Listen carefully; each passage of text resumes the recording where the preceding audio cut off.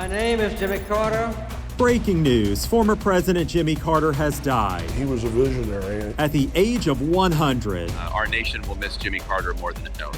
He served from 1977 He's the best ex-president. to 1981. She said he was a good president during that time. Right now, He, pretty serious man. we celebrate his legacy.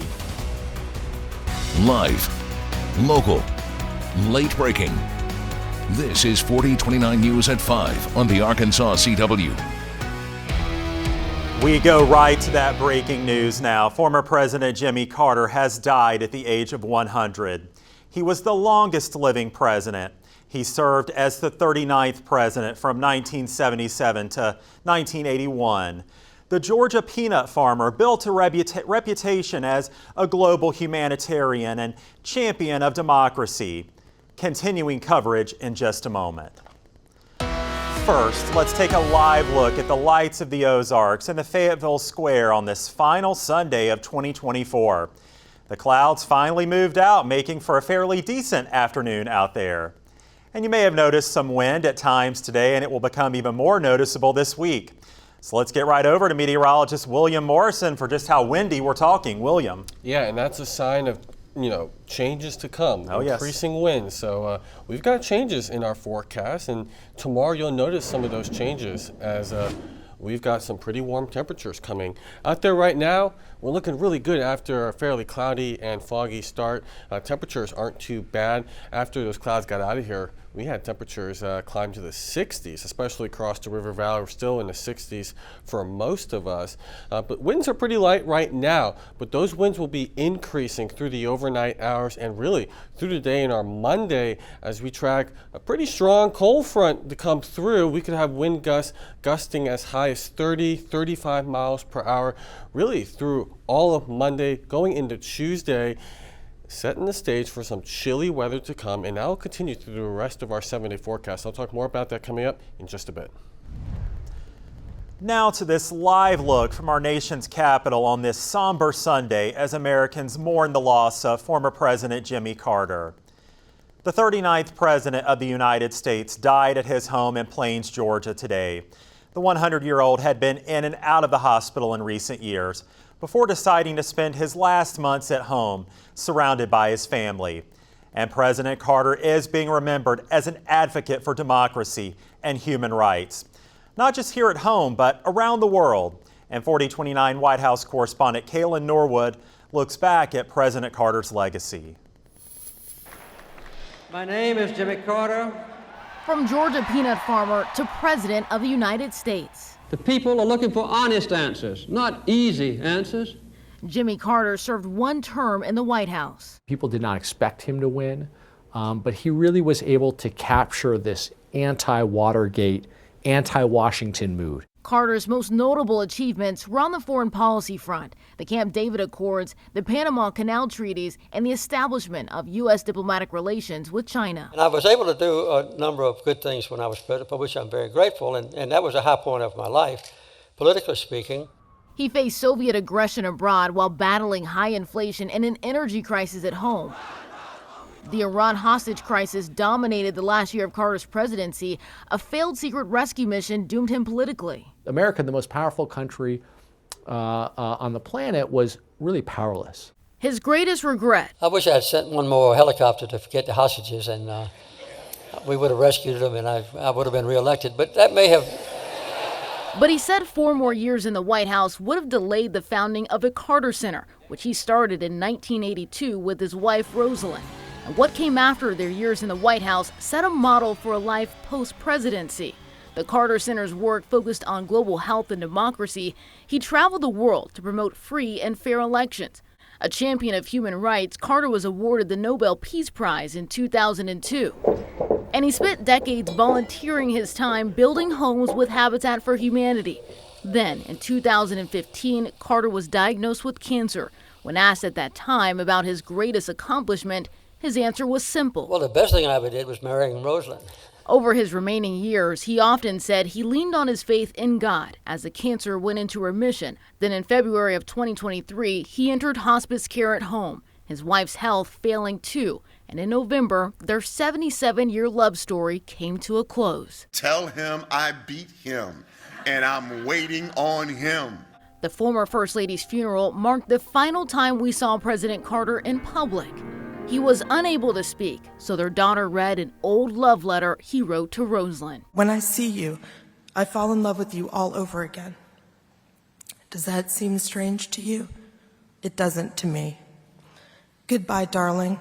Until tomorrow, Jimmy. And in Washington, I'm Kayla Norwood.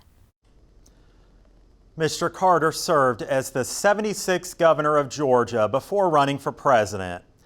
Carter once said his role model for his post-presidential life was Harry Truman. Former Arkansas Governor Asa Hutchinson shared this statement with 4029 News today, saying that President Carter would be, quote, remembered for his compassion, his servant heart, and his long post-presidency record. Bill and Hillary Clinton also released a statement today saying they mourn his passing and give thanks for his long and good life. President-elect Donald Trump put out a statement on Truth Social saying in part, Melania and I are thinking warmly of the Carter family and their loved ones during this difficult time. We urge everyone to keep them in their hearts and prayers. President Joe Biden and First Lady Jill Biden released a statement saying in part, today America and the world lost an extraordinary leader, statesman, and humanitarian, saying they will miss Mr. Carter and his wife Rosalynn dearly, but take solace knowing they are reunited once again and will remain forever in their hearts. There are at least 38 reports of tornadoes across 6 states this weekend, including Texas, Louisiana, Arkansas, Mississippi, Alabama, and Georgia. The National Weather Service is working to determine how many were confirmed tornadoes. So far, the severe weather has been blamed for at least 4 deaths. State law enforcement officers in Oklahoma are now investigating after Miami police shot a man at an apartment complex on Friday. The Oklahoma State Bureau of Investigation says police were first called about a disturbance. That's when officers encountered a 49-year-old suspect who they claim was wielding a large metal spike. Authorities say he ran toward them, so they shot him. The suspect later died in the hospital. A terrifying passenger plane crash captured on video in South Korea. Nearly everyone on board was killed in one of the nation's worst air disasters. The Boeing 737 landed on its belly, then veered off of the runway and crashed into a wall before bursting into flames. ABC's Inez de la Catera shows us the images that we have to warn you are hard to watch. Jeju Air Flight 2216 exploded into flames after something went terribly wrong while landing at Won International Airport in South Korea. The 15-year-old Boeing 737 landed without its landing gear deployed on its belly at high speed, then veered off the runway before slamming into a concrete wall and bursting into flames.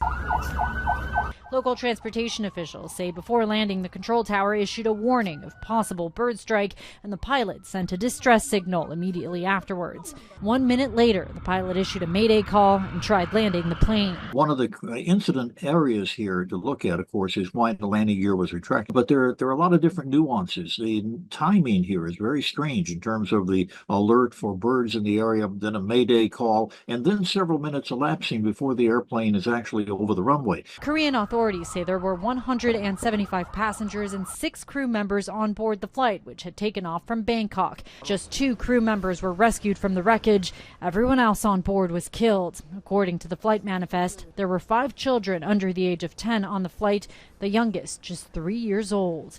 Distraught family members gathered at an airport lounge as fire officials read the names of the victims. Jeju Air's CEO expressing his deepest apologies and accepting responsibility for the crash as the company's top executive. Boeing releasing a statement saying, "We extend our deepest condolences to the families who lost loved ones, and our thoughts remain with the passengers and crew." The plane's black box, which includes the flight data recorder and the cockpit voice recorder, has been recovered, partially damaged. The NTSB saying on Sunday it is leading a team of U.S. investigators, including representatives of Boeing and the FAA, to assist Korean officials with their investigation into what caused this tragic crash. Inez de la Catera, ABC News, London. Here now are some major local headlines from this past week that you may have missed.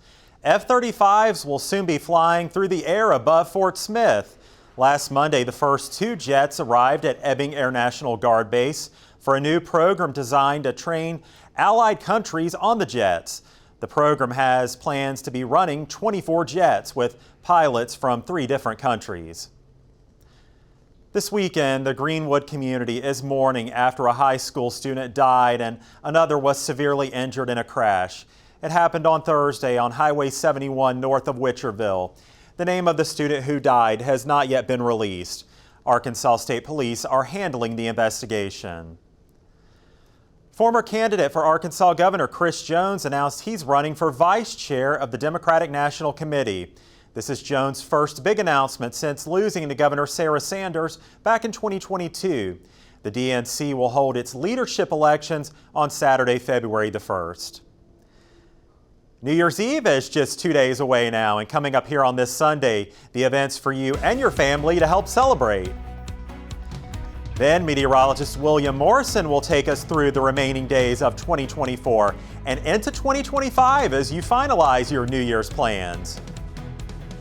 First, we leave you with this live look in Washington, D.C. as we honor the late former President Jimmy Carter. He passed away today at the age of 100.